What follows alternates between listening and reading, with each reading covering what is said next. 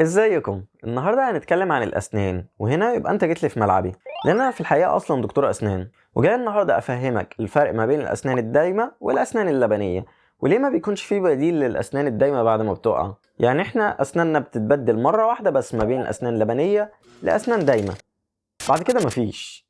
وهل ممكن اننا في المستقبل نوصل لحاجه تخلينا نزرع اسنان طبيعيه مش بس تركيبات؟ لو عايز تعرف كل ده واكتر خليك معايا، صلي على النبي ويلا بينا نبدأ. في الأول أنا هكلمك عن الأسنان الدايمة والأسنان اللبنية وعددهم والفرق ما بينهم. أولا إحنا معانا الأسنان اللبنية وهم عددهم 20، 5 في كل ربع من الفم، ولو جينا نقسمهم هنلاقيهم متقسمين بالشكل ده، عندنا 2 قواطع، 1 ناب و2 ضروس. والأسنان اللبنية بتبدأ في الظهور من عمر 6 شهور ولحد 2.5 سنين، ممكن تتأخر أكتر من كده في حالات معينة ملناش دعوة بيها دلوقتي. لكن ربنا خلق الأسنان اللبنية دي ضعيفة وبتأدي وظيفة مؤقتة لغاية ما الأسنان الدايمة تنمو مكانها، واللي وظيفتها تفضل عايشة طول العمر، وواجب علينا اننا نحافظ عليها.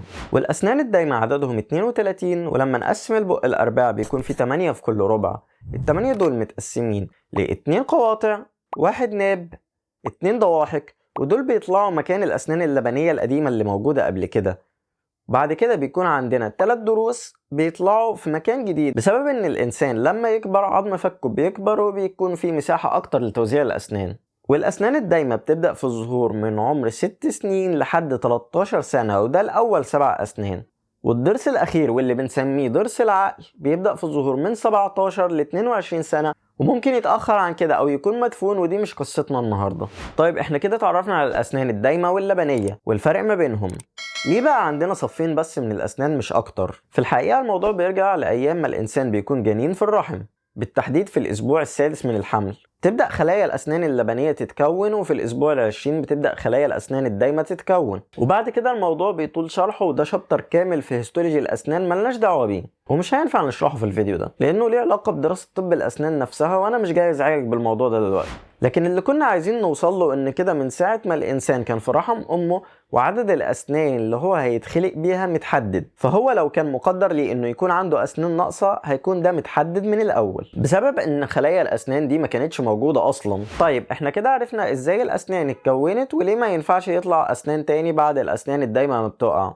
ولكن الغريب إن في أبحاث شغالة حاليا في جامعة كيوتو في اليابان، واللي اكتشفوا فيها وجود صف ثالث من الخلايا وبيكون ساكن وغير نشط، والتجارب بتاعتهم هدفها ازاي يوصلوا لطريقة ننشط بيها الخلايا دي تاني، بحيث انه يتم استبدال الاسنان الدايمة اللي اتخلعت باسنان طبيعية. والمفاجأة ان الموضوع ده نجح معاهم فعلا على التجارب الحيوانية، والسنة دي بدأوا التجارب على البشر في شهر 9 2024، ولحد شهر 8 2025 هدفهم انهم يجربوا على 30 ذكر في متوسط أعمار ما بين 30 لل 64، واللي عندهم ضرس واحد بس مخلوع، وبيحاولوا يرجعوا لهم الضرس ده تاني. وكمان ناويين بعد ما يخلصوا التجربة دي انهم يجربوا حاجة تانية على الأطفال ما بين أعمار 2 ل7 سنين، واللي بيكون عندهم عيب خلقي بفقدان 6 أسنان أو أكتر ما تكونش نبتت خالص، ويحاولوا انهم يحسوا الأسنان دي على الظهور.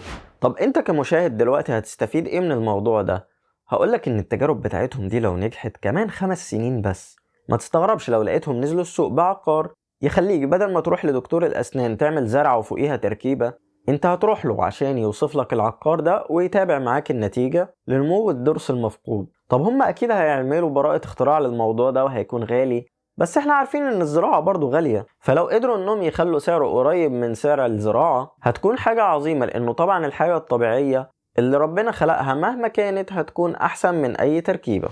وفي الاخر قبل ما اختم احب اقولك انك دايما لازم تهتم باسنانك وتحافظ عليها، لانها نعمة من ربنا اداها، وزي ما قلتلك ان مهما عملت في اسنانك الحاجة اللي ربنا خلقها احسن بكتير من اي حاجة مهما دكتور الأسنان كان شاطر أو كان غالي هيعملها لك. وبس كده انت عرفت ليه الأسنان لما تتخلع ما بترجعش تاني، وازاي ممكن في المستقبل الموضوع ده يتغير.